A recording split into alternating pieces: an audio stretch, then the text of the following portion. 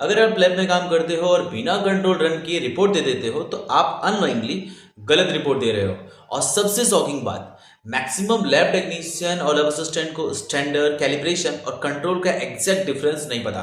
आज का वीडियो आपकी सोच बदल देगा। नमस्कार दोस्तों, मैं हूं कुंदन सिंह और आप देख रहे हैं लैब टेक गुरु। आज हम बात करेंगे स्टैंडर्ड क्या है, कैलिब्रेशन का रियल मतलब क्या है, कंट्रोल का एक्चुअल रोल क्या है और सबसे इंपॉर्टेंट लैब में कौन सी गलतियां नहीं करनी चाहिए। ये वीडियो बिगिनर्स से लेकर एक्सपीरियंस टेक्नीशियन तक सबके लिए काफी इंपॉर्टेंट है।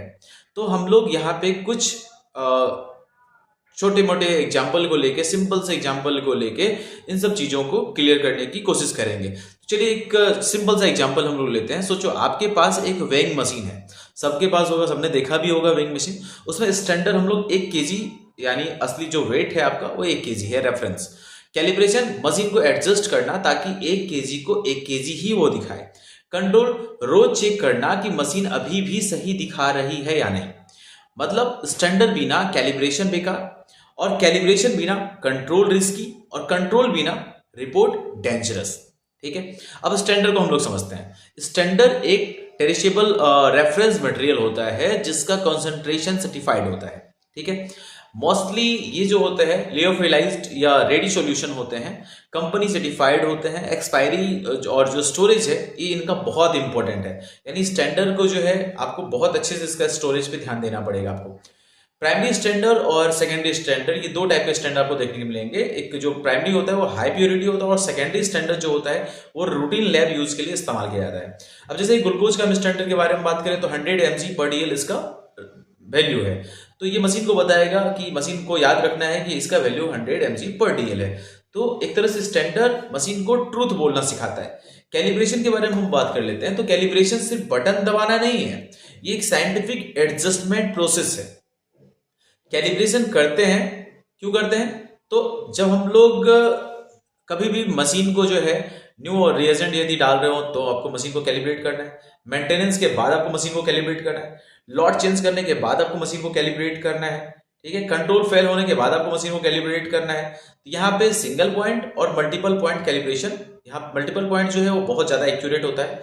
तो सबसे पहले हम लोग सैंपल को जो स्टैंडर्ड है उसको रन किया जाता है, और उसके बाद उसको एडजस्ट करने के लिए हम लोग कैलिब्रेट करते हैं मशीन को। जैसे एग्जांपल के लिए समझो कि मशीन जो है ग्लूकोज का जो वैल्यू है हमारा है वो स्टैंडर्ड 100 mg/dl है, लेकिन जो हमारा जो मशीन है वो 120 दे रहा है। तो हम उसको कैलिब्रेट करेंगे और उसको बताएंगे कि इसका जो वैल्यू है वो 100 mg/dl है।